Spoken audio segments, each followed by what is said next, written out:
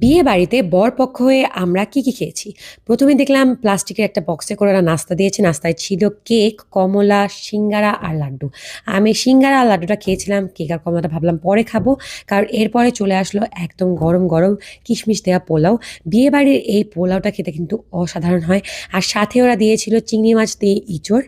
চিংড়ি মাছ দিয়ে ইঁচড়টা খেতে কিন্তু অসাধারণ ছিল। আমার কাছে এত টেস্টি লাগছিল, হালকা মিষ্টি, মিষ্টি ছিল। এরপরে চলে আসলো কাতলা মাছ। কাতলা মাছের ভুনা।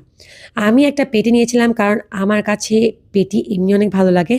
আর মাছটা কিন্তু অনেক বড় ছিল আর খেতে অসাধারণ হয়েছিল মাছটা। বিয়েবাড়ির মাছ, মাংস সবকিছুই খেতে খুবই টেস্টি হয়। এরপরে চলে আসলো আসল জিনিস যেটাকে বলে বিয়েবাড়ির রোস্ট। বিয়েবাড়ির রোস্ট আমার অনেক পছন্দ। আমি যতই রোস্ট বানাই বিয়েবাড়ির রোস্টের মতো স্বাদ আসলে করাটা খুবই মুশকিল। আমার ধারণা বাবুর্চিরা খুবই স্পেশাল, স্পেশাল মসলা দেয়। এরপরে চলে আসলো খাসির মাংস। খাসির মাংসটা খেতে এত মজার হয়েছিল। আমি এরকম রিবের পিস নিয়েছিলাম। আমার এটা অনেক ফেভারিট।